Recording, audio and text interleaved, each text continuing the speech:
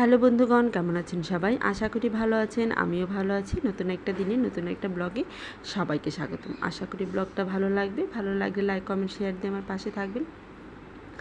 সকালবেলা ঘুম থেকে উঠে হালকা একটু নাস্তা করতে গিয়ে দেখি যে বিস্কুট এখনও পর্যন্ত বয়মে রাখা হয়নি, তাই আমি ভাবলাম যে আমি রেখে দিই। তাই বিস্কুটগুলো বের করে আমি বয়মের মধ্যে রেখে দিচ্ছি।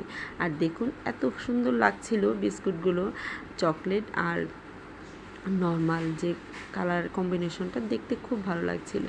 আর আমি এটা রেখে দিলাম, রেখে এখন বয়মটা বন্ধ করে দিব। আর এখান থেকে পরবর্তীতে খেতে ইচ্ছে করলে খেয়ে নেব আর কি। এই যে দেখুন আমার রাখাটাও হয়ে গেছে। আমরা সকালের খাবার দাবার এর মধ্যে খেয়ে সেরে নিয়েছি। আর আজকে আমাদের খুব স্পেশাল না, সকালে পাউরুটি তারপরে কলা এগুলো দিয়েই সকালে নাস্তাটা করে নিয়েছি। আর নাস্তাটা করে চলে আসলাম একটু ডাক্তারের কাছে।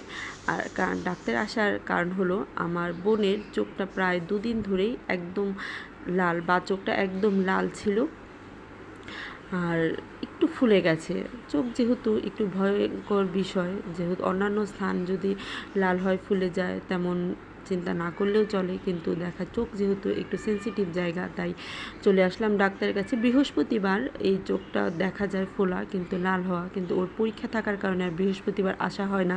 আর শুক্রবার তো বন্ধের দিন, এর জন্য আসা হয় না, তাই আজকে শনিবারটা বেছে নিলাম আর কি। তারপরে আর কি ওকে লাইনে দাঁড় করিয়ে দিয়ে আমি এখান থেকে ওখানে, ওখান থেকে এখানে দাঁড়িয়ে আছি, বসে আছি, এরকমই করছি, কারণ সময় তো যাচ্ছিল না। আর প্রচুর প্রচুর প্রচুর রোগী ছিল।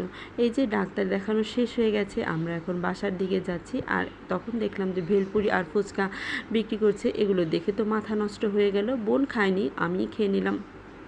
আর আজকে একটু অন্যরকম ট্রাই করলাম, ভেলপুরি খেলাম। সবসময় তো ফুচকা খাই, ভাবলাম যে একটু ভেলপুরি খেয়ে নিই।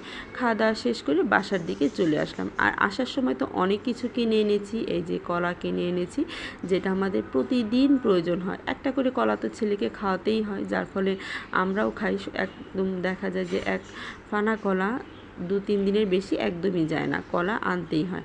আর এই যে এনেছি একটা তরমুজ, আর তরমুজটা দেখে আমার ছেলে পাগল হয়ে গেছে। ও তরমুজ জিনিসটা খুব পছন্দ করে। আমের পরে কোনো প্রিয় জিনিস যদি হয়ে থাকে সেটা হলো তরমুজ। তরমুজটা খুলে দিতে বলছিল, আমি বললাম যে দাঁড়াও খুলে দিচ্ছি।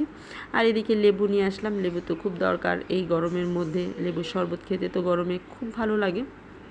আর আমার মার পছন্দের, খুবই পছন্দের নিয়ে আসলাম বাকরখানি বিস্কুটগুলো।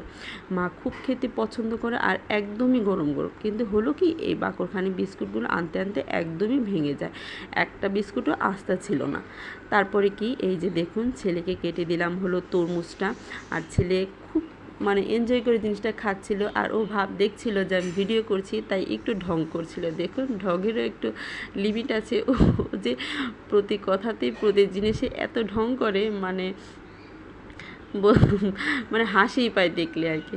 যাই হোক, এই যে দেখুন তরমুজটা বেশ মিষ্টি ছিল, বেশ লালও ছিল। যে দোকানদার, ওনাকে বলেছিলাম যে আপনার পছন্দ মতো দিন, তখন উনি ওনার পছন্দ মতো দিয়েছে। যাই হোক, আর সন্ধ্যার বেলা প্রতিদিনের রুটিন, ছাদে যেতেই হবে, ছাদে না গেলে একদম ভালো লাগে না। আর একটু আতশবাজি হচ্ছিল, আমি ভিডিও করে নিচ্ছিলাম, তবে ওইভাবে ভিডিওটা হয়নি। যখন প্রচুর হয়েছিল তখন মোবাইল খুলতে খুলতেই আতশবাজিটা বন্ধ হয়ে যায়। যাই হোক, যতটুকু তুলেছি ততটুকুই আপনারা দেখে নেবেন। আর মনে হচ্ছে না, দেখুন এই যে সূর্য উঠে আছে, কিন্তু এটা একটা লাইট ধরে আছে, মনে হচ্ছে যে এই যে রাতের আধারের মধ্যে সূর্যটা উঠে আছে। যাই হোক, চলে আসলাম বাসায়। এখন তো খাওয়ার দাওয়ার পালা। আজ ওইভাবে রান্না করাই হয়নি বাসায় একদম, কারণ আমি আর ছোটো বোন হাসপাতাল থেকে আসতে আসতে প্রায় 1:30টার মতো সময় হয়ে গেছে। আর এই সময়ে মা রান্না করতে পারেনি। আসার পরে ছেলেকে ঘুম পাড়ানো, ছেলেকে খাওয়ানো, সব মিলিয়ে বাকি অন্যান্য কাজ করতে করতেই রান্নার কথা ওইভাবে হয়ে ওঠেনি। যার ফলে আমরা সাধারণভাবে ডিম ভেজে সকালটা সন্ধ্যা দুপুরে খাবারটা খেয়ে নিই। এখন রাতে তো আর চলবে না, তখন মাকে বললাম যে ঢ্যাঁড়স ভর্তা করো। আর মা বলছিল একটা ডিম ভেজে দিই, বললাম যে না, ডিম ভাজার দরকার নেই, দুপুরে খেয়েছি, ঢ্যাঁড়স ভেজে না। আর আগের দিন যে মাছের ডালটা রান্না করেছিল সেটা ফ্রিজে ছিল, সেটাই গরম করে আমাদের রাতের খাবার দাবারটা খেয়ে নেব। এই যে একদমই সিম্পল। দেখা যায় যে ছেলেকে রেখে যদি বাহিরে যাওয়া যায় কারো একজনের কাছে দিয়ে, কাজ করা তো সম্ভবই না, বিশেষ করে রান্নাটা করা একদমই সম্ভব না। ও অনেক দুষ্টুমি করে। যাই হোক, এদিকে দেখুন আমার ভর্তাটা হয়ে গেছে। আসলে সব সময় যে ভারী খাবার খেতে হবে তা না, হালকা পাতলা খাবার খেয়েও কিন্তু দিনটা কাটানো যায়। সেইভাবে আজকে আমাদের দিনটা কেটে গেল আর কি। আজ এ পর্যন্তই। আশা করি ব্লগটা ভালো লেগেছে। ভালো লাগলে লাইক কমেন্ট শেয়ার দিয়ে আমার পাশে থাকবেন। টাটা। আর আজকের রাতের খাবার এই যে সিম্পল ডাল আর হলো ঢ্যাঁড়স ভর্তা।